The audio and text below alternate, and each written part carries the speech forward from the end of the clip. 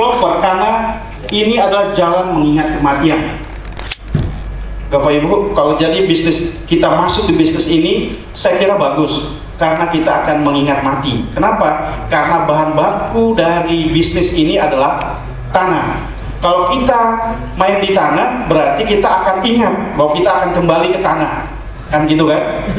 Jadi zikrul kubur, zikrul akhirat, gitu. Kita tidak akan main-main nih, karena bisnis ini bahan bakunya tanah, jangan sembarangan, harus jujur, gitu. Karena bisa-bisa nanti pas dikubur itu digencet Pak sama tanah, karena ternyata kita mainkan atau curang kepada konsumen yang harusnya 100 meter, kita bilangnya 95 meter, gitu. Konsumen bayar 100 meter, kita kasih tanah 95 meter, kan bisa begitu, ya. Yang kedua, bahwa developer adalah jalan menunaikan amal jariah, Bapak Ibu, gitu. Luar biasa nih bisnis developer. Jadi dengan kita bangun jalan, bangun saluran, bangun fasilitas umum yang digunakan oleh umum, jembatan, saluran, jalan, itu berarti kita melaksanakan satu amal, yang amal itu selama jalan itu dipakai, jembatan itu dipakai, kita akan senantiasa mendapatkan pahalanya, ya kan? Jadi luar biasa bisnis developer. Amal jariah kita terus kita tumpuk gitu, yang nanti akan kita dapatkan di hari yang kekal. Yang ketiga, jalan membangun peradaban. Jadi bisnis developer ini adalah jalan kita untuk membangun peradaban, dan saya kira sulit cari bisnis yang selevel dengan developer, Pak. Bisnis developer, bisnis properti ini kita bisa bangun peradaban. Peradaban ingin melahirkan generasi yang beriman, bertakwa, beramal soleh, itu saya kira bisnis developer bisa mewujudkannya. Kenapa?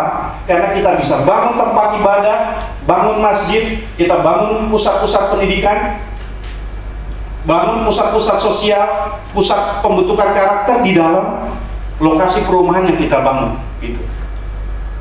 Luar biasa kan Pak ya? Jadi Bapak Ibu, saya sekedar ingatkan bagi Bapak Ibu yang punya banyak kesalahan, punya banyak dosa, sering melakukan maksiat, kalau ingin tobat jadi developer, gitu.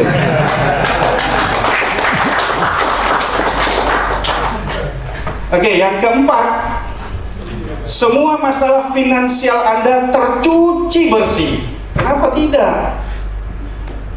Bahwa developer dia punya hak prerogatif untuk menentukan harga jual, ya kan? Kalau sekarang Bapak Ibu beli tanah harganya 200.000, harga beli, Bapak Ibu jual 3 juta per meter, boleh nggak? Ada yang larang? Nggak ada yang larang. Siapa yang larang? Kita punya hak developer untuk menentukan harga jual. Masalahnya laku apa enggak? Kan gitu. Kalau selama itu laku, silahkan, tidak ada yang larang. Kalau misalnya untuk belinya 200.000, jualnya 3 juta misalnya, berarti kita sudah memasukkan banyak faktor ke situ. Ada 10 item minimal pembiayaan di bisnis developer gitu, yang standar. Kalau sekarang Bapak Ibu masukkan 11 poin yang 11 atau kos yang ke-11, misalnya kos urusan rumah tangga atau kos untuk financial family planning, masukkan di situ. Misalnya anak kita masih kecil, Bapak Ibu, kita mau rencanakan kuliah S1, S2 sampai S3 di luar negeri.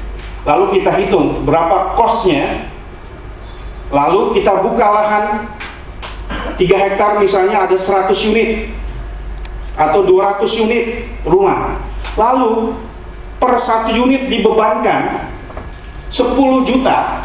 Kalau ada 200 unit, berarti berapa tambahan? 202 ya.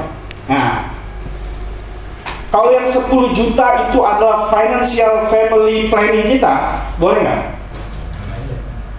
Orang kita kok yang menentukan, gitu kan?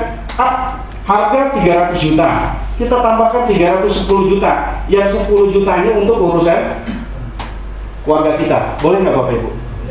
Boleh. Itu artinya Bapak Ibu bisa mencuci masalah finansial, tercuci bersih. Mau ganti mobil, tahun depan ganti mobil Bapak Ibu, berapa harga mobil? 300 juta. Kalau rumahnya ada 20 unit, bebankan 300 juta ke yang 20 unit kita, berarti 300 bagi 20, 15 juta. 15 juta untuk bisa beli mobil, boleh nggak? Boleh Bapak Ibu. Bapak Ibu silakan, mau masukkan apa saja. Mau ganti furniture Ibu di rumah, boleh, ya kan? Mau ganti apa lagi Bu? Nambah apa lagi? Boleh. Tinggal up harganya, ya kan? Artinya bisnis level luar biasa nih, luar biasa. Nanti kita akan bermain di mana Bapak Ibu bisa masukkan angka-angka itu. Tapi mohon, itu adalah sesuatu yang saya kira memang diperbolehkan, tapi bukan berarti itu menjadi sesuatu yang layak untuk digunakan gitu. Kalau ini adalah perusahaan pribadi, Bapak Ibu sendiri, tidak ada orang lain di sana, silahkan. Tinggal ada cost budget yang di situ kita tempatkan untuk family financial planning kita. Silahkan. Ada sekian juta rupiah per unit ditambahkan, itu sebagai family planning kita, financial family planning. Ya. Yang kelima, mewarisi properti untuk anak Anda. Bapak Ibu, saya bukan ingin sombong, bukan. Tapi ini perlu saya sampaikan karena saya juga tidak perlu karena kita juga baru kenal, saya kira. Cuma ini pengalaman saja bahwa saya sudah merasakan pahit dan manisnya bisnis developer gitu. Saya kira Bapak Ibu adalah para pengusaha, sebagian besarnya mungkin gitu, yang sudah punya bisnis di tempat lain. Sekarang ini Bapak Ibu ingin tahu sih bagaimana sih bisnis developer kan begitu kan? Gitu. Artinya bukan orang yang tidak bersentuhan dengan bisnis. Nah, saya 2 April yang lalu baru ulang tahun yang ke-40 ya.